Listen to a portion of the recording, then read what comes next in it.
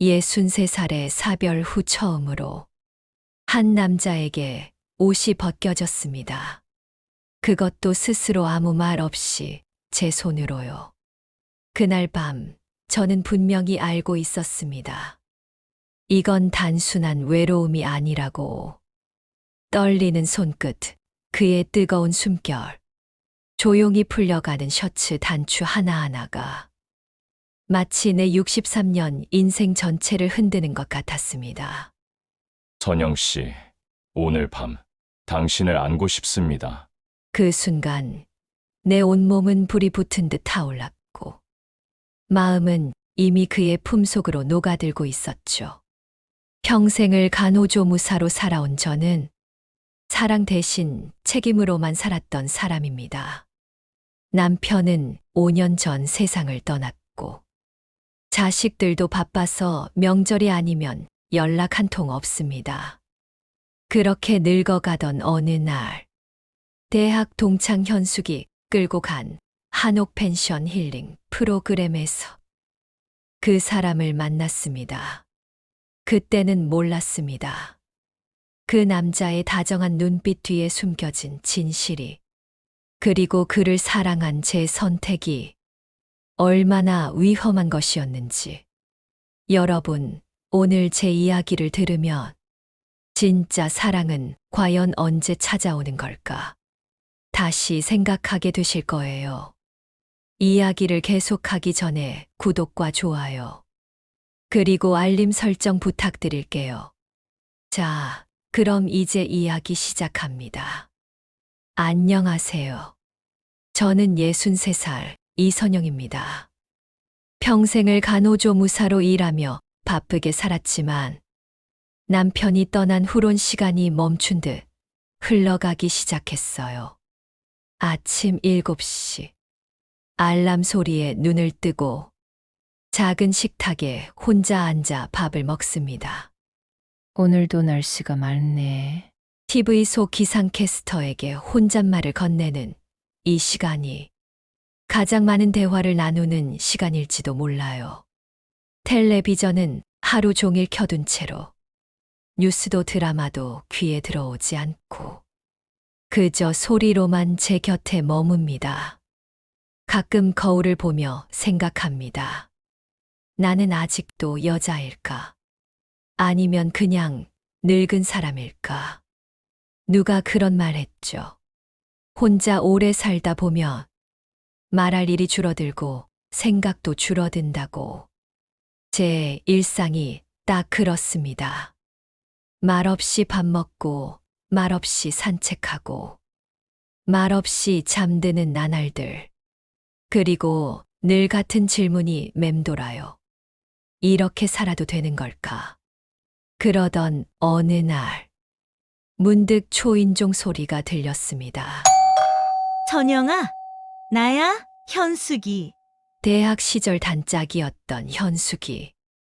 여전히 밝고, 여전히 에너지가 넘치는 그녀가 오랜만에 우리 집에 찾아왔습니다. 야, 너 요즘 얼굴이 왜 이렇게 안 좋아? 거울 안 보냐? 그냥 늙었지 뭐. 아니, 그냥 늙은 게 아니라 너는 아예 아무것도 안 하고 사는 거잖아. 그래서 그래. 내가 진짜 좋은 거 하나 소개해 줄게. 현숙이가 가방에서 꺼낸 건 작은 팸플릿이었어요. 한옥 펜션 시니어 힐링 프로그램 전통과 쉼이 함께하는 3박 4일 여행. 전통 한옥에서 숙박하면서 요가도 하고, 전통차도 마시고, 사람들도 만나고, 완전 딱 너한테 필요해. 난 사람 많은데 불편해. 그래서 더 가야 해. 너 혼자 있는 거 이제 그만해. 나도 같이 갈 테니까 걱정 마. 현숙이의 말에 고개를 끄덕이기까지는 조금 걸렸습니다. 하지만 어느 순간 이런 생각이 스쳤어요. 매일 반복되는 이 일상에서 며칠쯤은 도망쳐도 되지 않을까. 딱 3일만. 진짜 별로면 중간에 돌아올게. 작은 가방 하나를 챙겨 들고 나는 현숙이와 함께 강원도로 향했습니다. 햇살 가득한 오전, 서울을 벗어나며 점점 멀어지는 도심을 바라보며 내 마음 속에도 오랜만에 바람이 스며들기 시작했습니다. 버스가 산길을 타고 올라갈수록 공기는 점점 맑아졌습니다. 시멘트 냄새가 사라지고 흙과 소립향이 창문 사이로 스며들었어요. 선영아, 공기 좋지? 서울에서는 못 느끼는 맛이야. 현숙이가 들뜬 표정으로 말했습니다. 그녀는 늘 저보다 삶에 한 발자국 먼저 나아가 있죠. 오후 3시 우리는 드디어 도착했습니다. 마당에는 잘 정돈된 정원이 있었고 기와 지붕이 햇빛에 은은히 반사되어 마치 시간이 멈춘 듯한 느낌이 들었어요. 마치 오래전 시집 가던 날, 처음 친정집을 떠나던 그 순간처럼요. 안녕하세요. 힐링 프로그램 참가자시죠? 펜션 직원이 반갑게 맞이해 주었습니다. 현숙이가 등록 확인을 하는 동안 저는 조용히 주변을 둘러보았습니다. 그때 그를 봤습니다. 안내도 앞에 서 있던 한 남자. 회색빛 머리를 정갈하게 빗은 단정한 인사. 깔끔한 네이비색 셔츠에 하늘색 린넨 바지를 입은 모습은 평범하지만 어딘가 모르게 끌리는 사람이었어요. 그의 눈빛이 제게 닿았고 우리는 몇 초간 시선을 떼지 않았습니다. 처음 오셨어요? 그가 먼저 말을 걸어왔습니다. 목소리는 낮고 깊었습니다. 네, 처음이라 좀 어색하네요. 처음 오신 분은 다 그런 표정 지으세요. 그가 부드럽게 웃으며 손을 내밀었습니다. 김태훈입니다. 그 순간 그의 손끝이 제 손을 감싸며 전해지는 온기. 너무 따뜻해서 깜짝 놀랐어요. 이선영이에요. 반갑습니다. 그와 악수를 나누는 몇 초 동안 심장이 조금 빠르게 뛰는 게 느껴졌습니다. 무슨 이유였을까요? 손을 놓고서도 그 온기가 한참이나 남아 있었습니다. 선영아, 등록 다 했어. 현숙이가 다가오며 말했습니다. 그녀 옆에는 펜션 직원이 서 있었고 공지사항을 전하기 시작했어요. 두 분은 같은 A조로 배정되셨습니다. 앞으로 조별 활동 많이 하시게 될 거예요. 야, 운 좋다. 현숙이가 제게 작게 속삭였습니다. 괜찮은 아저씨랑 같은 조네? 저도 모르게 웃음이 났고 얼굴이 약간 뜨거워졌습니다. 그의 시선이 다시 제게 닿았을 때 우리는 아무 말 없이 고개를 끄덕였습니다. 그 짧은 인사 속에서 뭔가 설명할 수 없는 공기가 흐르고 있었습니다. 처음 보는 사람인데 어딘가 익숙한, 그도 지금 나처럼 이 순간을 의식하고 있는 걸까? 그날 저녁, 숙소에 짐을 풀고 한복으로 갈아입었습니다. 은은한 분홍빛 저고리와 남색 치마. 거울 속에 제 모습이 낯설고 어색했지만 왠지 모르게 가슴이 조금 설렜습니다. 마치 오래전 잊고 살았던 여자라는 정체성이 되살아나는 기분이랄까요. 잘 어울리시네요. 그가 말했습니다. 차를 마시는 체험 공간. 작은 다다미 방에 앉자마자 제게 건넨 첫 마디였어요. 네, 한복이요. 정말 예쁘세요. 색이 참 선영 씨랑 잘 어울려요. 그의 말투는 부드럽고 눈빛은 진지했습니다. 그 한마디에 나는 부끄럽게도 자꾸만 입꼬리를 감출 수 없었습니다. 우리 둘은 같은 A조로 앉게 되었고 서로의 손끝이 닿기 위해서 여러 번 스쳤습니다. 좋은 향이네요. 제가 말했죠. 향도 좋지만 오늘 이 자리가 더 특별한 것 같아요. 그가 제 눈을 마주보며 말했습니다. 찻잔을 들고 있는 그의 손이 떨리는 것 같아. 문득 물었습니다. 태훈 씨는 은퇴하신 지 얼마나 되셨어요? 이제 2년쯤 됐네요. 고등학교 교장을 끝으로 내려왔어요. 부산에서요. 아, 그러셨구나. 교장 선생님이셨다니 딱 그런 인상이에요. 단정하고 신뢰가는 느낌. 그가 웃었습니다. 그럼 선영 씨는요? 저는 간호조무사였어요. 남편은 5년 전에 뇌출혈로 먼저 갔고, 지금은 혼자 지내고 있어요. 외로우셨겠네요. 조금 외롭죠. 근데 뭐, 익숙해지기도 했어요. 그는 찻잔을 내려놓고 조용히 말했습니다. 저도 아내를 3년 전에 떠나보냈어요. 긴 병 끝에 마치 사람 하나가 천천히 사라지는 걸 지켜보는 기분이었어요. 그 말에 제 심장이 조용히 찢어지는 소리가 들린 듯 했습니다. 힘드셨겠어요. 많이요. 근데 이제는 그냥 혼자 있는 게 당연해졌어요. 그의 눈동자는 고요했지만 그 속에서 깊은 슬픔이 느껴졌습니다. 마치 나와 같은 상처를 가진 사람을 드디어 만난 것 같았어요. 차가 식을 동안 우리는 조용히 서로의 이야기를 더 나누었습니다. 삶과 고독, 자식 이야기, 무심한 명절 풍경 그리고 혼자만의 밤. 그는 말했습니다. 가끔 누군가 내 어깨에 기대줬으면 그런 생각을 해요. 그 순간 저는 말없이 고개를 끄덕였습니다. 나 역시 수십 번이나 그런 상상을 했으니까요. 그리고 이상하게 그의 어깨가 참 넓어 보였습니다. 그날 밤 숙소로 돌아온 뒤에도 좀처럼 잠이 오지 않았습니다. 방 안엔 현숙이의 규칙적인 숨소리만이 잔잔하게 들렸고 창밖으로는 은은한 달빛이 처마 아래로 스며들고 있었습니다. 갑자기 가슴이 먹먹해졌어요. 오늘 하루 동안 참 오랜만에 많이 웃었고 많이 떨렸습니다. 그래서일까요?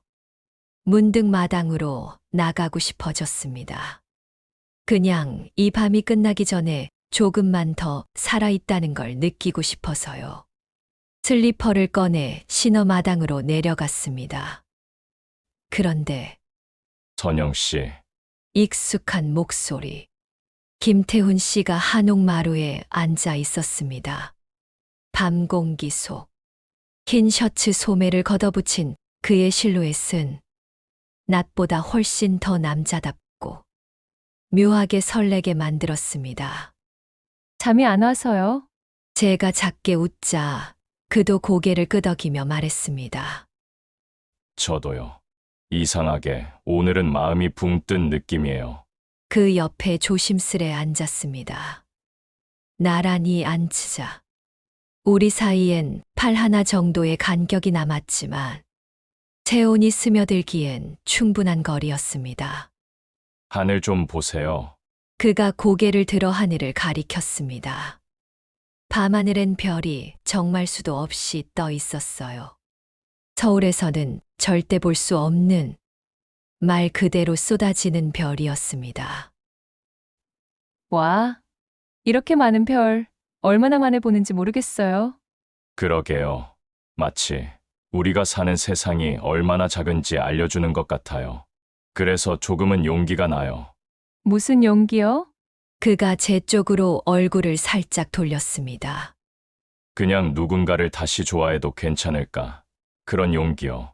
그 말을 한순간 제 심장 소리가 귓가에 울릴 정도로 커졌습니다. 그는 말없이 저를 바라보다가 천천히 말했습니다. 선영 씨는 웃을 때 눈과 주름이 참 예쁘게 잡히네요. 아이, 주름 많죠? 그 주름이요. 살아온 시간의 흔적이잖아요. 저는 그게 참 아름답다고 생각해요. 그 말에 나는 아무 말도 할 수 없었습니다. 대신 시선을 살짝 돌렸을 뿐인데 그는 조심스럽게 제 손등 위에 자신의 손을 포개어 올렸습니다. 따뜻했습니다.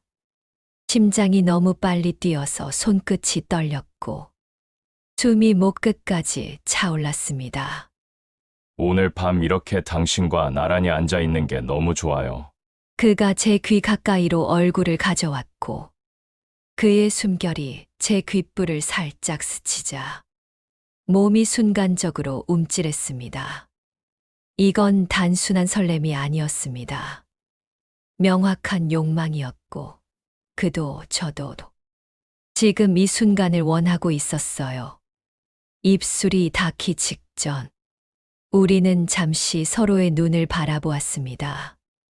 그의 눈엔 망설임과 갈망이 동시에 깃들어 있었습니다. 그리고 서로 말없이 아주 천천히 입술이 맞닿았습니다.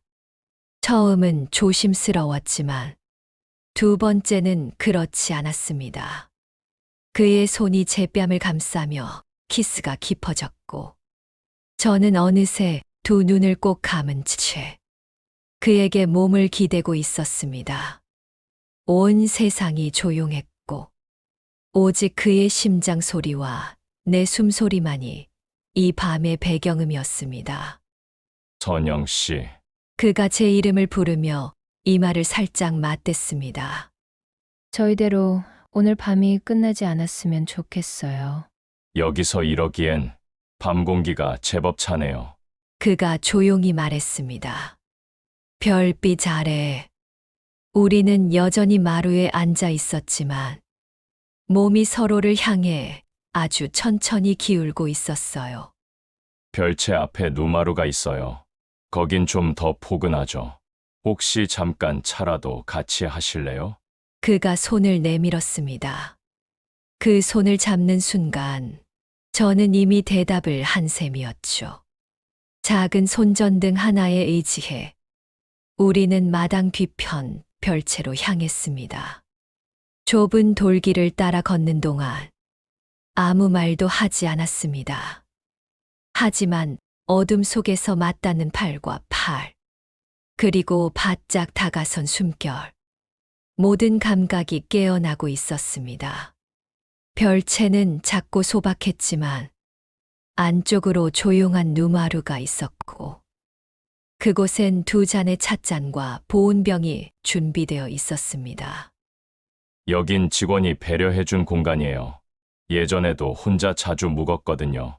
우리는 누마루에 앉아 조용히 차를 나눴습니다. 하지만 차 향보다 진하게 퍼진 건 서로에 대한 열기였습니다. 그가 천천히 내 옆으로 다가와 다시 손을 잡았습니다. 이번엔 손끝이 아니라 손등에서부터 팔, 어깨, 목선까지 그의 손길이 느리게 올라왔어요. 선영 씨, 그의 목소리는 낮고 떨렸습니다. 오늘 밤 당신과 함께하고 싶어요. 그 순간 저는 도망치고 싶지도 머뭇거리고 싶지도 않았습니다. 도리어 오래 잠들어 있던 욕망이 내 안에서 서서히 깨어나는 걸 느끼고 있었습니다. 그냥 꼭 안아주세요.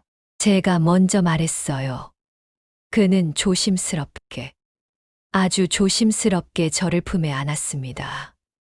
하지만 그 품은 놀라울 만큼 뜨거웠고, 단단했고, 너무나 절실했어요. 입술이 다시 닿았고, 이번엔 훨씬 더 깊었습니다. 혀끝이 살짝 스치자, 온몸에 소름이 돋았고, 숨이 멎을 듯 했어요. 그의 손은 내 허리를 감쌌고 천천히 등을 쓰다듬다 블라우스 끝단을 슬쩍 들추었습니다. 저는 아무 말도 하지 않았습니다. 멈추지도 피하지도 않았습니다. 그가 옷깃을 젖히는 순간 저는 스스로 블라우스 단추를 하나씩 풀기 시작했어요. 그의 눈이 떨렸고 입술이 다시 내 목선으로 내려왔습니다. 이런 감정을 다시 느낄 수 있을 줄은 몰랐어요. 그가 말하자 저도 속삭였습니다. 저도요, 제 몸이 이렇게까지 뜨거울 수 있다는 걸 몰랐어요. 우리는 조용히 별채 안으로 들어갔습니다. 방 안은 달빛으로 가득했고 정막 속에서 오로지 숨소리만이 서로를 향해 흘렀습니다. 셔츠 단추가 풀리고 속옷이 스르르 벗겨지며 주름진 살이 드러났지만 그건 부끄럽지 않았습니다. 오히려 서로의 세월을 더 깊이 이해할 수 있는 지도이자 기록처럼 느껴졌습니다. 그의 입술은 내 쇄골을 지나 가슴으로, 배로, 허벅지로 천천히 내려왔고 그때마다 내 몸은 마치 살아 움직이는 악기처럼 그의 손길에 반응했습니다. 긴 밤, 우리는 서두르지 않았습니다. 서로를 천천히 탐색하고 바라보고 애무하며 숨결을 섞었습니다. 젊은 날의 열정이 아닌 노년의 깊이로 그와 나 두 사람은 그날 밤 다시 사랑을 나눈 사람이 되었습니다. 그리고 무엇보다도 다시 여자와 남자가 되었습니다. 달빛이 방 안에 스며들고 있었습니다. 그와 나 아무 말 없이 포개어진 채로 누워 있었습니다. 머리는 그의 어깨에, 다리는 서로 얽혀 있었고, 이불 아래 우리 몸은 아직도 여전히 서로의 온기를 기억하고 있었습니다. 이상하게 잠이 안 와요. 제가 속삭이듯 말했습니다. 그는 천천히 고개를 돌려 제 이마에 입을 맞추었습니다. 그래요. 이런 밤은 그냥 오래 깨어 있고 싶어요. 그의 품 안은 따뜻했습니다. 팔에 감긴 살갗이 부드러웠고 살짝 움직일 때마다 가슴이 그의 몸에 스치며 다시 심장이 요동쳤습니다. 그의 손이 조심스럽게 내 등줄기를 쓸어내렸고 저는 그 손에 내 체온이 이식되는 것 같았습니다. 태훈 씨, 네, 이런 감정, 이런 밤 나한텐 정말 오랜만이에요. 아니, 솔직히 말하면 처음이에요. 그가 가만히 제 손을 잡아 입술에 닿게 했습니다. 나도 그래요. 몸을 포개는 게 아니라 마음을 나눈 느낌 나이 들어 처음이에요. 그의 눈빛은 조용했지만 깊었습니다. 그 눈을 들여다보는 것만으로도 내가 얼마나 외로웠는지, 그리고 그 외로움이 지금 어떻게 녹아내리고 있는지 설명이 필요 없었어요. 근데 제가 조심스럽게 말을 이었습니다. 이 밤이 지나고 나면 우리 어떻게 되는 거예요? 그는 아무 말 없이 저를 더 꼭 안았습니다. 그의 품 안에서 저는 숨소리조차 조심스러웠습니다. 아직 잘 모르겠어요. 그가 천천히 말했습니다. 하지만 하나는 분명해요. 이 밤은 절대 후회하지 않을 거라는 거. 저도요. 지금 당신을 이렇게 안고 있는 이 순간, 내가 살아있다는 게 느껴지니까. 그는 다시 내 가슴에 얼굴을 묻었고, 저는 가만히 그의 머리카락을 쓰다듬었습니다. 부드럽고 묵직하고, 그리고 참 고마운 존재였어요. 그와 함께 있으면 나이 든 내가 아니라 그냥 나 자신이 되는 기분이 들었습니다. 세월도 상처도 잊게 되는 그런 감정. 그 순간 우리는 침묵 속에서 같은 생각을 하고 있었을 겁니다. 이 순간이 영원하진 않겠지만 적어도 지금만큼은 이 사랑이 진짜였으면. 그리고 그렇게 그의 품 안에서 저는 천천히 눈을 감았습니다. 창문 틈 사이로 아침 햇살이 스며들었습니다. 살결 위로 내려앉은 햇살이 눈꺼풀을 간지럽고 조용한 숨소리가 귓가에서 리듬을 타고 있었습니다. 나는 조심스럽게 눈을 떴습니다. 그는 내 곁에 누워 있었습니다. 단정한 이마, 편안한 얼굴, 그리고 여전히 제 손을 가볍게 쥔 손끝. 그 모습이 너무 따뜻해서 순간 꿈인 줄 알았어요. 하지만 시계에 눈이 닿는 순간 어머, 벌써 8시 반이야. 갑자기 현실이 파도처럼 밀려왔습니다. 9시부터 마지막 일정인 소감 나누기가 예정돼 있었고, 나는 옷도 갈아입지 않은 채 그와 함께 누워 있었던 겁니다. 태훈 씨, 일어나요. 늦겠어요. 그도 눈을 비비며 천천히 일어났습니다. 벌써요? 시간이 왜 이렇게 빨리 가는 거죠? 우리는 허겁지겁 옷을 챙겨 입었습니다. 내 속옷은 여전히 그의 침구 아래 구겨져 있었고, 그의 셔츠는 단추 하나가 떨어진 상태였습니다. 하지만 그런 사소한 것들마저 어쩐지 낭만적으로 느껴졌습니다. 잠깐만요. 그가 내 손목을 잡고 말했습니다. 이따가 꼭 연락처 교환해요. 그냥 이렇게 끝내긴 싫어요. 응, 나도요.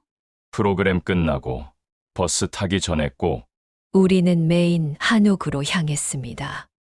아침 공기는 어제보다 차가웠고, 마음속 어딘가에 알 수 없는 불안이 뿌리처럼 내려앉기 시작했습니다. 기묘하게 예감이 좋지 않았어요. 도착하자 이미 대부분의 참가자들이 자리에 앉아 있었습니다. 현숙이의 얼굴이 보였고, 그녀가 손을 흔들며 제게 다가왔습니다. 야, 어디 갔었어? 아침에 방에 없길래 깜짝 놀랐잖아. 아, 그냥 마당에 좀 있었어. 혼자 정리할 게 있어서. 그 말이 끝나기도 전에 프로그램이 시작되었습니다. 우리는 조별로 흩어져 앉았고, 태훈 씨와 저는 멀찍이 떨어진 자리였습니다. 가끔 눈이 마주치면 서로 미소 지었지만 그 이상의 말은 나눌 수 없었어요. 소감 나누기 시간. 태훈 씨가 조용히 일어나 말했습니다. 이번 프로그램은 저에게 큰 전환점이었습니다. 새로운 사람을 만나 다시 웃고 다시 설렐 수 있다는 걸 알게 되었거든요. 그는 조용히 제 쪽을 바라봤습니다. 우리만 아는 눈빛이 오갔고, 저는 그 순간 숨이 멎는 줄 알았습니다. 프로그램이 끝난 후, 나는 숙소로 달려가 짐을 챙겼습니다. 태훈 씨와 버스 탑승 전 주차장에서 만나기로 약속했기 때문입니다. 하지만 천영아, 빨리 나와. 버스 10분 후에 출발이래. 현숙이가 방문을 벌컥 열고 들어왔습니다. 지금 놓치면 다음 차는 4시간 뒤야. 잠깐만, 짐만 다 싸고. 나 진짜 중요한 약속 있다니까. 빨리 가자. 마음이 조급해졌습니다. 그와의 약속이 있었지만 현숙의 팔에 이끌려 나는 그대로 주차장으로 내려왔습니다. 사람들이 북적였고 시야는 산만했고 그 사람의 모습은 보이지 않았습니다. 선영 씨, 멀리서 그가 손을 흔드는 것이 보였습니다. 그를 향해 달려가려는 찰나 지금 버스 들어간대. 빨리 타.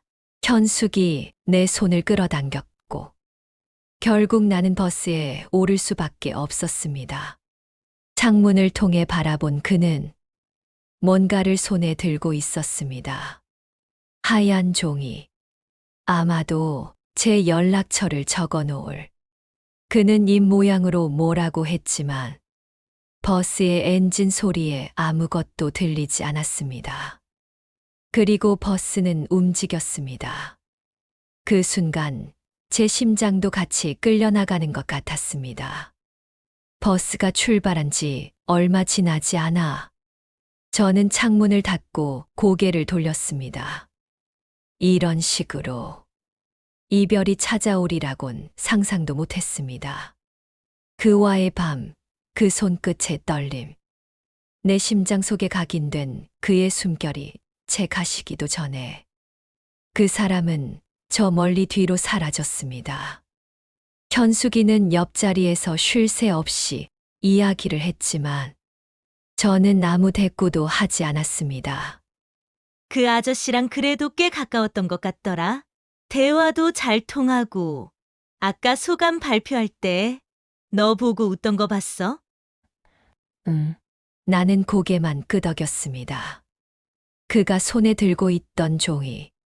그건 분명 내 연락처를 적을 메모였을 겁니다. 그를 향해 달려갔더라면, 그 한 걸음만 빨랐더라면, 서울에 도착한 후 집으로 돌아오자 익숙한 공기가 다시 등을 짓눌렀습니다. 익숙한 혼자 밥 먹는 소리, 혼자 자는 침대, TV 속 시끄러운 소리들. 그 모든 것들이 전보다 더 허전하게 느껴졌습니다. 그날 밤 잠이 오지 않았습니다. 이불 속에서 그의 체온을 떠올렸고 그의 입술이 스친 목덜미를 손으로 어루만져 봤습니다. 꿈이었으면 좋겠다는 생각이 들다가도 내 몸에 남은 잔향이 그게 현실이었음을 끊임없이 증명했습니다. 다음 날 아침, 저는 용기를 내어 전화를 걸었습니다. 한옥 펜션으로요. 안녕하세요. 저 지난 힐링 프로그램 참가자 이선영인데요. 혹시 김태훈 씨 연락처를 받아볼 수 있을까요? 저희가 중간에 연락처를 못 주고받아서요. 조하기 넘어 목소리는 너무나도 정중했지만 제 심장을 무너뜨리기엔 충분했습니다. 죄송합니다, 고객님. 개인정보 보호 방침상 다른 참가자의 연락처는 제공이 어렵습니다. 아, 그렇죠. 알겠습니다. 전화를 끊자 눈물이 쏟아졌습니다. 그가 정말 사라져버린 것 같았습니다. 그렇게 가까웠고, 그렇게 깊었고, 그렇게 뜨거웠던 사람인데. 인터넷에 김태훈 부산교장이라는 단어를 수없이 검색해 봤습니다. 하지만 너무 많은 동명이인과 관련 없는 정보들 뿐. 부산교육청에 전화를 걸었지만 역시 개인정보는 안 된다고 했습니다. 죄송합니다. 도움을 드릴 수 없어 유감입니다. 이틀, 사흘, 닷새. 시간이 흐를수록 그는 더욱 또렷해졌습니다. 내 손 안에 없는데도 그의 온기와 채취는 더 깊게 스며들었습니다. 밤에 잠들기 전 그의 낮은 숨소리와 거친 손길이 떠올라 눈을 질끈 감아야 했습니다. 이럴 줄 알았으면 그날 밤 아예 휴대폰에 번호라도 저장해 둘 걸. 이럴 줄 알았으면 그냥 버스에서 뛰어내릴 걸. 자책이 끝없이 밀려왔고 그리움은 도려내지 못한 티눈처럼 나를 아프게 했습니다. 하루에도 몇 번씩 휴대폰을 들여다봤습니다. 혹시 그가 무슨 수를 써서라도 연락해오지 않을까 하는 어리석은 희망 때문이었죠. 그러던 어느 날 현숙이가 말했습니다. 선영아, 다시 한번 그 펜션 프로그램 가보는 건 어때? 그분 자주 간다 했잖아. 그 말에 다시 희망이 생겼습니다. 그래, 그 사람이 다시 올 수도 있겠지. 나는 다시 펜션에 신청했습니다. 그가 있었던 자리, 그가 앉았던 마루, 그와 마셨던 차. 모든 것이 그대로였지만 정작 그 사람만 없었습니다. 그렇게 한 번, 또 한 번, 3번의 방문이 있었지만 그는 보이지 않았습니다. 그 사람은 마치 내 인생의 꿈처럼 단 한 번 흔들리고 사라진 인연이 되어가고 있었습니다. 그로부터 몇 달이 흘렀습니다. 계절이 바뀌고 공기에서도 어느새 가을 냄새가 났습니다. 그를 잊었다고는 말할 수 없었습니다. 아니, 더 정확히 말하면 그를 매일 생각하며 버텼습니다. 밤이면 늘 떠올랐습니다. 그의 온기, 그의 목소리, 내 가슴 위를 미끄러지던 손길, 귓가를 간지럽히던 그의 입술. 어쩌면 나는 사랑을 그리워한 것이 아니라 그 사람 안에서 되살아났던 나 자신을 그리워하고 있었는지도 모르겠습니다. 그러던 어느 날 현숙이가 전화했습니다. 선영아, 이번 주 토요일에 시간 어때? 우리 은퇴한 동기들 모임 겸 문화센터에서 특강이 있어. 강연 주제가 인생의 후반전. 어떻게 시작할 것인가래? 너한테 딱이잖아. 마지못해 따라 나섰습니다. 더 이상은 그를 기다리거나 상상하거나 다시 기대하는 건 고통이라는 걸 이제야 조금씩 받아들이고 있었으니까요. 문화센터, 강당, 중년 이후 사람들이 가득했고 무대 앞 강단에는 마이크와 노트북이 놓여 있었습니다. 자리에 앉자 현숙이가 귓속말로 말했습니다.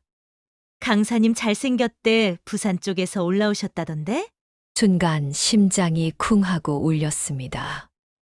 아무 이유도 없는데 식은땀이 났습니다. 그리고 무대 위에 한 남자가 올랐습니다. 안녕하세요. 오늘 이 자리에 와주신 여러분, 반갑습니다. 제 이름은 김태훈입니다. 세상이 멈춘 것 같았습니다. 내 심장은 그 자리에서 뛰는 걸 멈췄고 손끝에 감각이 사라졌습니다. 귀에선 웅웅 소리가 들렸고 눈앞에 있는 그 사람의 입술이 움직이지만 목소리는 제대로 들리지 않았습니다. 그 사람, 그 손, 그 눈빛, 그 목소리, 그 모든 것이 다시 내 눈앞에 있었습니다. 선영아, 왜 그래? 얼굴이 하얗게 질렸어. 저 사람 알아? 현숙의 말이 들렸지만 대답할 수 없었습니다. 그 사람은 여전히 단정했고 여전히 따뜻했습니다. 하지만 그 순간 그가 저를 바라보지 않았다는 사실이 더 깊은 불안으로 밀려왔습니다. 혹시 나를 기억 못하면 어쩌지? 혹시 내게 아무 감정도 남아있지 않다면? 그는 강연을 이어갔습니다. 우리는 모두 인생의 후반전을 살고 있습니다. 그리고 그 시간엔 무엇을 잃었는가 보다 무엇을 다시 시작할 수 있는가가 더 중요합니다. 삶이 무너진 것 같은 순간에도 아주 조용히 새로 피어나는 감정이 있습니다. 그걸 사랑이라고 불러도 좋습니다. 그 말에 눈물이 쏟아질 뻔했습니다. 그건 분명히 나에게 하는 말이었습니다. 세상의 모든 사람들 앞에 서서도 그 사람은 여전히 내 마음을 알고 있는 것 같았습니다. 강연이 끝나고 강단 아래로 사람들이 몰려들었습니다. 질문을 하거나 인사를 나누는 사람들이 많았지만 저는 움직일 수 없었습니다. 한 발, 한 걸음이 너무 무거웠습니다. 선영아, 나 잠깐 화장실 좀 다녀올게. 넌 여기 있어. 얼굴 진짜 안 좋다. 현숙이 자리를 비운 사이 저는 드디어 용기를 냈습니다. 천천히 무대 앞으로 걸어갔습니다. 사람들이 하나둘 흩어졌고 마침내 그가 고개를 들었습니다. 그의 눈이 나를 향했습니다. 그 순간 모든 것이 멈추었습니다. 선영 씨, 그가 속삭였습니다. 믿을 수 없다는 듯 숨을 멈춘 얼굴로. 저도 마찬가지였습니다. 몇 개월 동안 수백 번 꿈꿨던 그 장면. 다시 만나면 무슨 말을 할까? 어떻게 웃어야 할까 상상했었지만 지금은 아무 말도 할 수 없었습니다. 정말 선영 씨 맞으시죠? 그가 내 손을 조심스레 잡으며 말했습니다. 그 따뜻한 손이 눈물보다 먼저 내 가슴을 무너뜨렸습니다. 네, 저예요. 꿈꾸는 것 같아요. 이렇게 다시 만날 줄은 몰랐어요. 문화센터 근처 한적한 골목 안의 작은 카페. 그와 나는 나란히 앉았습니다. 뜨거운 커피 두 잔 사이에 놓인 침묵은 어색하기보단 뭉클했습니다. 그날 버스 떠나는 거 보면서 그가 조심스럽게 입을 열었습니다. 미치도록 달려가고 싶었어요. 근데 진짜 타이밍이 너무 안 맞았어요. 손에 쥐고 있던 연락처 종이 결국 전해주지도 못하고 한동안 자책만 했습니다. 저도요. 내 목소리가 떨렸습니다. 그날 밤 이후 매일같이 후회했어요. 아침에 눈 뜨면 제일 먼저 떠오르는 얼굴이 태훈 씨였고, 밤마다 잠들기 전엔 그날 그 밤을 떠올리며 울었어요. 그는 제 손을 조용히 잡았습니다. 선영 씨, 저 정말 매일같이 그리웠어요. 잊으려고 노력도 해봤지만 안 되더라고요. 그날 밤 당신이 내 품에 있었던 감촉이 아직도 이렇게 생생한데 그가 내 손을 꼭 잡은 채 입술을 가져다 댔습니다. 순간 심장이 멎는 줄 알았습니다. 그 짧은 입맞춤에 실려온 그리움과 사무침, 그리고 무엇보다 진심. 우리 다시 만났잖아요. 제가 말했습니다. 세상에 이런 일이 정말 있구나 싶었어요. 사실 강연장 이름도 제대로 안 보고 그냥 따라간 거였거든요. 그런 우연이 운명이라면 믿겠어요? 그가 웃으며 말했습니다. 전 이게 분명히 운명이라고 믿고 싶어요. 카페 창밖으로 오후의 햇살이 내리쬐고 있었습니다. 창가에 앉은 우리는 그 빛 속에서 서로를 바라보며 웃었고, 긴 시간이 만들어준 간극은 놀랍도록 빠르게 좁혀졌습니다. 이제 우리 어떻게 할까요? 내가 묻자 그는 한참 동안 나를 바라봤습니다. 이젠 놓치고 싶지 않아요. 내가 먼저 선영 씨 가족에게도 인사드릴게요. 우리 이번엔 진짜로 함께할 준비해봐요. 그 말이 끝나기도 전에 나는 고개를 끄덕였습니다. 네, 그래요. 이번엔 놓치지 않을게요, 절대. 우리는 다시 손을 맞잡았습니다. 이번엔 놓지 않겠다는 다짐과 함께. 그날 이후 우리는 매주 주말마다 만났습니다. 때로는 태훈 씨가 KTX를 타고 서울로 올라왔고, 또 어떤 주말에는 제가 부산으로 내려갔습니다. 기차역에서 그를 기다리는 시간은 젊은 날 연애 시절의 설렘을 그대로 되살려주는 순간이었습니다. 이번엔 내가 해운대 데려가 줄게요. 그가 말했을 때 나는 마치 20살이 된 것 같았어요. 그의 팔에 팔짱을 끼고 바닷바람을 맞으며 걷는 순간순간이 너무나 특별했죠. 이렇게 다시 설레다니 믿기지 않아요. 이게 바로 인생의 보너스죠. 늦게 피어난 사랑일수록 더 깊어지니까. 함께한 주말의 기억은 그렇게 하나씩 우리 안에 쌓여갔고, 우리는 더 이상 외로운 두 사람이 아니었습니다. 서로의 일상을 기다리는 연인이 되어가고 있었죠. 그리고 결국 우리는 서로의 가족에게 이 관계를 털어놓기로 했습니다. 가장 먼저 저는 딸에게 전화를 걸었습니다. 엄마 진짜야? 남자친구가 생겼다고? 딸의 말투엔 놀람과 조심스러움이 섞여 있었습니다. 응. 나보다 2살 많아.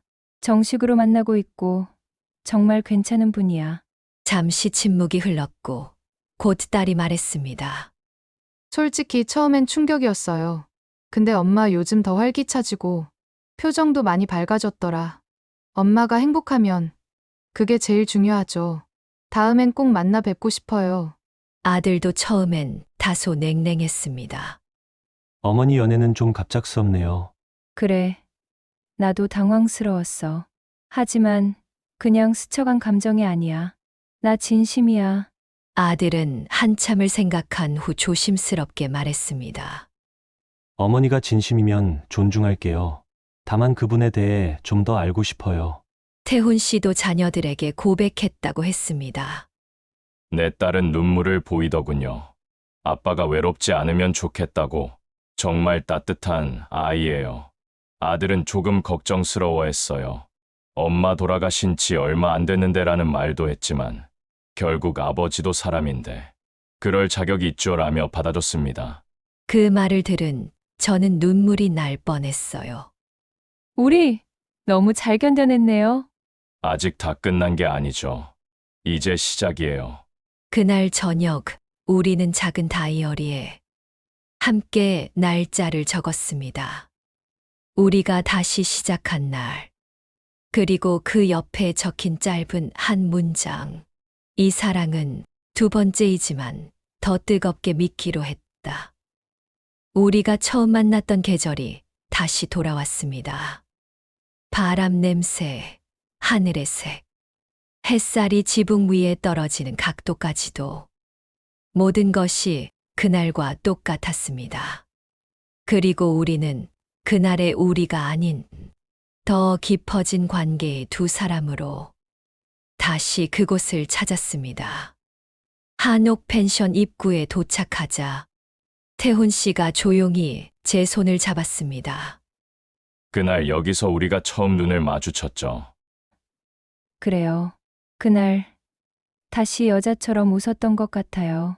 기와 처마 아래 오래된 평상, 차 향이 가득한 다실, 함께 걸었던 마당. 우리는 모든 공간을 다시 걸었습니다.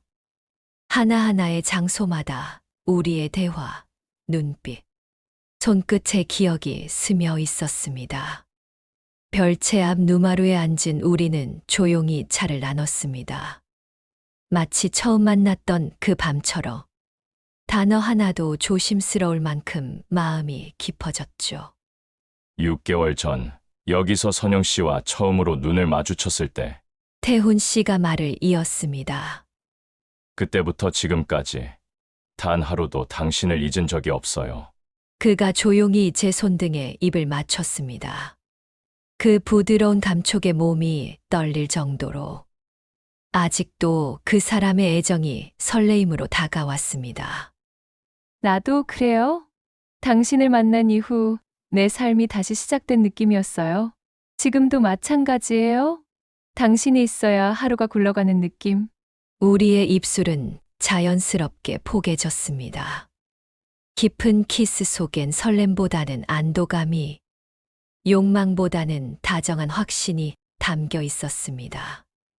서로를 사랑하는 일이 이제는 두려움이 아닌 일상처럼 당연해졌다는 걸 깨달았습니다. 그날 밤 우리는 다시 별채에서 함께 잠을 잤습니다. 예전보다 더 천천히, 더 따뜻하게 서로를 감쌌습니다. 서로의 피부를 어루만지며 세월의 주름 하나하나에 입을 맞추고 한숨 쉬는 것조차 아까울 만큼 그 밤은 사랑이라는 단어의 본질이 무엇인지를 보여주는 시간이었습니다. 이렇게 평화롭고 이렇게 확신이 드는 사랑은 처음이에요. 우리 정말 잘 만나서 다행이에요. 서로의 품에 안긴 채 잠든 그 밤, 저는 믿어 의심치 않았습니다.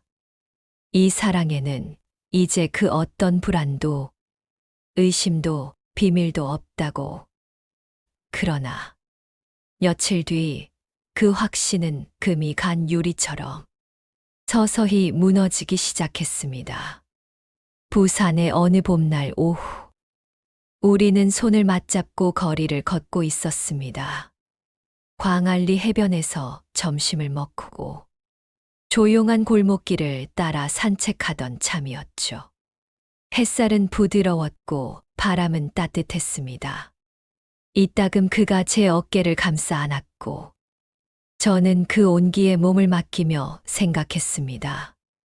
이 사람과의 시간은 더 바랄 것이 없을 만큼 완벽하다. 하지만 그 평온함은 단 30초 만에 무너졌습니다. 어머, 태훈 씨 아니세요? 등 뒤에서 들려온 낯선 여성의 목소리. 그 순간 태훈 씨의 몸이 딱 굳는 것이 느껴졌습니다. 우리가 돌아서자 한 중년 여성이 웃으며 다가오고 있었습니다. 단정한 차림에 부드러운 인상이었지만 그녀의 말은 날카롭게 내 가슴을 찔렀습니다. 저 기억 안 나세요? 사모님 병실에서 자주 뵀잖아요. 요양원에서 뵌 지도 꽤 됐네요. 사모님은 요즘 어떠세요? 여전히 예쁘시죠? 그 순간 태훈 씨의 표정은 하얗게 질려 있었습니다. 숨소리가 달라졌고 눈빛이 흔들렸습니다. 아, 네, 영희 씨. 안녕하세요. 잘 지냅니다. 아내는 나는 순간 숨이 막혔습니다. 사모님, 요양원, 아내가 살아있다고? 그 여성이 내 쪽으로 시선을 돌렸습니다. 아, 이분은? 그 질문에 태훈 씨는 얼어붙은 듯 말을 잊지 못했습니다. 지인입니다. 그의 목소리는 너무나 작고 낯설게 느껴졌습니다. 지인이라고?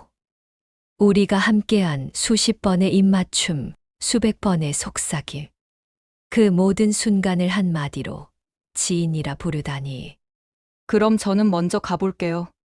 사모님께 안부 꼭 전해주세요. 그녀는 아무 일 없다는 듯 손을 흔들고 사라졌습니다.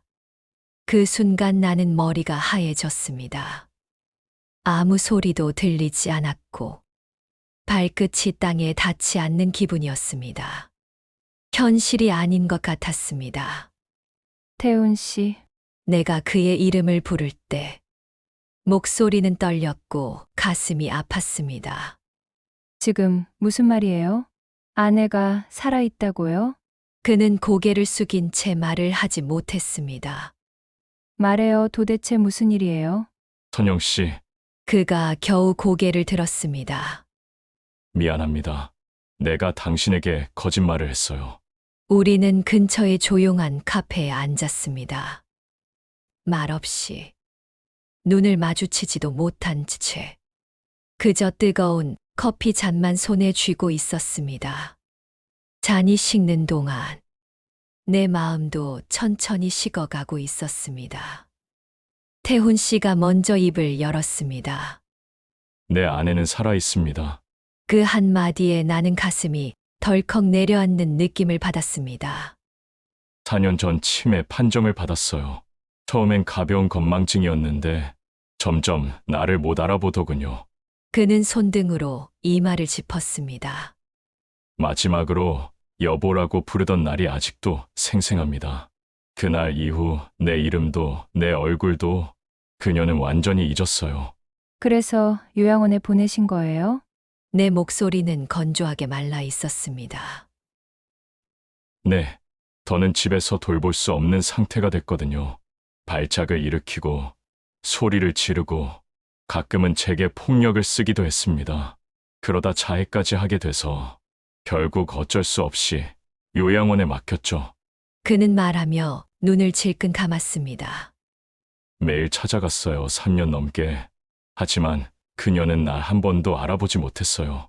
어느 날은 다른 남자의 이름을 부르며 저를 외면했고, 어느 날은 저를 도둑놈이라 욕했어요. 그의 목소리는 점점 떨렸습니다. 그런 날이 반복되니까 어느 순간 나도 점점 무너졌습니다. 몸은 남아있는데 그 안에 그녀는 없다는 걸 인정해야 했어요. 나는 고개를 돌렸습니다.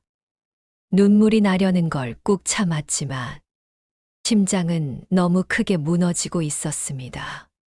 그래서 날 만났던 거예요? 외로워서? 그냥 위로가 필요해서? 아니에요. 처음엔 정말 그랬어요. 그냥 누군가와 대화하고 싶었고 조용히 지내고 싶었어요. 하지만 선영 씨를 만나고 마음이 달라졌습니다. 그가 내 손을 잡으려 했지만 나는 그 손을 피했습니다. 내가 느낀 감정은 모두 진심이었습니다. 그 밤도, 그 키스도, 그 모든 시간이 거짓이었어요. 내가 단호하게 말했습니다. 당신은 유부남이에요. 아무리 아내가 날 못 알아본다 한들 그 사람은 아직 살아있고 당신의 법적인 아내예요. 그는 말없이 고개를 숙였습니다. 내가 당신한테 몸을 줬다는 거. 그게 이런 상황에서 얼마나 더럽게 느껴지는지 알아요? 선영 씨, 제발. 아니에요. 듣고 싶지 않아요. 눈물이 뺨을 타고 흘렀습니다. 나는 그를 사랑했기에 더 깊이 아팠고, 그 사랑이 진짜였기에 더 심하게 무너졌습니다. 나는요, 다시 사랑하는 법을 배웠다고 생각했어요. 다시 여자라는 걸 느꼈고, 다시 설렐 수 있다고 믿었어요. 근데 당신이 그 모든 걸 다 짓밟아 버렸어요. 그는 두 손으로 얼굴을 감싸 안았습니다. 나도 죄인인 거 알아요. 하지만 당신 없이는 다시 그 공허한 지옥으로 돌아갈 수 없어요. 나는 의자에서 천천히 일어났습니다. 그 지옥은 당신 스스로가 만든 거예요. 그리고 난 그 안에서 함께 불탈 순 없어요. 그날 밤 나는 아무 말 없이 숙소를 나왔습니다. 태훈 씨는 뒤따라오지 않았고 나 역시 바라지 않았습니다. 서울행 KTX 좌석에 앉아 창밖을 보며 숨을 죽였습니다. 기차는 빠르게 달렸지만 내 마음속 시간은 느리게 멈춰 있었습니다. 어딘가에서 울컥 울음이 올라왔습니다. 소리내어 울 수도 없었고 그저 입술을 깨물며 참고 또 참았습니다. 왜 하필 그 사람이었을까? 왜 하필? 며칠 동안 연락이 오지 않았습니다. 아니, 사실 핸드폰 전원을 꺼버렸습니다. 문자 한 줄 보는 것도 고통이었으니까요. 그러던 어느 날, 카톡 사진첩을 정리하다가 그와 함께 찍었던 사진 한 장을 우연히 다시 보게 됐습니다. 해운대 바다 앞에서 팔짱을 낀 채 웃고 있는 우리. 햇살 속에서 나는 정말 행복한 사람이었고 그의 눈빛은 거짓이 아니었습니다. 그 사람도 많이 아팠겠구나. 그날 밤 나는 오랜만에 휴대폰 전원을 켰습니다. 그에게서 온 수십 통의 메시지. 마지막으로 남긴 건 단 하나의 문장. 그녀를 보러 와주실 수 있겠습니까? 며칠을 고민했습니다. 그리고 결국 가기로 했습니다. 부산의 한 요양병원. 이른 아침부터 안개가 자욱했습니다. 나는 무거운 발걸음으로 병원 복도를 걸었습니다. 간호사가 안내한 방. 그 안엔 아주 고요한 여인이 침대에 누워 있었습니다. 눈을 감고 있었지만 숨결은 고르고 평화로웠습니다. 김영희님입니다. 하루에 한 번 정도 깨어 계시고요. 대부분은 반응이 없어요. 나는 그녀 옆에 앉았습니다. 그녀의 손은 마르고 가늘었고 그 손 위에 내 손을 올렸을 때 전혀 움직이지 않았습니다. 처음 뵙겠습니다. 저는 당신 남편과 말을 잇지 못했습니다. 그냥 고개를 숙였습니다. 죄송합니다. 정말 많이 죄송해요. 그 순간 그녀의 눈꺼풀이 미세하게 떨렸습니다. 천천히 뜬 눈엔 초점이 없었습니다. 하지만 잠시 내 얼굴을 바라보는 듯한 느낌이 들었습니다. 살아있다는 건 얼마나 위대한 일인지요. 그 말은 그녀가 아니라 내 안에서 새어나온 고백이었습니다. 나는 조용히 그녀의 손을 쓰다듬으며 속삭였습니다. 이제 알 것 같아요. 그 사람을 정말 사랑했지만 그 사랑이 반드시 나의 것이 될 수는 없다는 거려. 병원 밖을 나섰을 때 안개가 걷히고 있었습니다. 햇살이 천천히 내려앉으며 내 마음 한 귀퉁이도 밝아졌습니다. 내 사랑이 죄가 아니기를, 내 용서가 거짓이 아니기를. 봄이 지나 여름이 올 즈음 나는 다시 내 일상으로 돌아왔습니다. 아침이면 마당에 물을 주고 오후에는 아이들을 가르치며 조용히 성실하게 하루를 쌓아갔습니다. 하루는 천천히 흘렀고, 내 마음도 그 흐름을 따라 조금씩 단단해졌습니다. 그 사람의 연락은 더 이상 오지 않았습니다. 그리고 나도 보내지 않았습니다. 그건 서로에 대한 존중이자 아직은 넘을 수 없는 선이라는 걸 우리 둘 다 알고 있었기 때문입니다. 그런데 어느 날 오후, 낯선 번호로 전화가 걸려왔습니다. 여보세요? 선영 씨, 저예요. 태훈입니다. 그 이름 하나에 마치 시간이 멈춘 듯 심장이 쿵 하고 울렸습니다. 그동안 잘 지내셨어요? 그의 목소리는 여전히 따뜻했지만 한층 더 조심스러워져 있었습니다. 네, 덕분에요. 요양원엔 계속하고 계신가요? 네. 그녀는 여전히 날 알아보진 못하지만 가끔 미소를 짓습니다. 그게 전부예요. 나는 조용히 고개를 끄덕였습니다. 그리고 한참의 침묵 끝에 그가 말했습니다. 혹시 잠시 뵐 수 있을까요? 그냥 인사만 드리고 싶습니다. 며칠 후 우리는 다시 만났습니다. 한강 근처의 벤치. 햇살 좋은 오후 사람들 사이에 앉은 우리는 서로를 마주보며 미소 지었습니다. 그날 이후 많이 달라졌습니다. 저도요. 우리는 그 어떤 말보다 침묵 속에서 더 많은 이야기를 나눴습니다. 다시 시작할 수 있을까요? 그가 조심스럽게 묻자 나는 고개를 가로저었습니다. 아니요. 다시 시작하긴 어려울 거예요. 하지만 당신이 내 삶에 있었던 건 분명 축복이었어요. 그는 씁쓸하면서도 따뜻한 미소를 지었습니다. 그 말로 충분합니다. 정말 고마웠습니다. 선영 씨. 우리는 그렇게 서로에게 마지막 인사를 건넸습니다. 그리고 나는 다시 나의 자리로 돌아왔습니다. 매일 아침 바람이 불어오면 나는 그 사람을 떠올립니다. 살아있다는 건 누군가를 사랑했던 기억까지 함께 살아가는 것임을 이제는 조금 알 것 같습니다. 이야기를 끝까지 함께 해주셔서 감사합니다. 구독과 좋아요, 그리고 알림 설정 부탁드릴게요. 세월의 온기는 당신의 오늘에 닿는 이야기를 계속 전하겠습니다.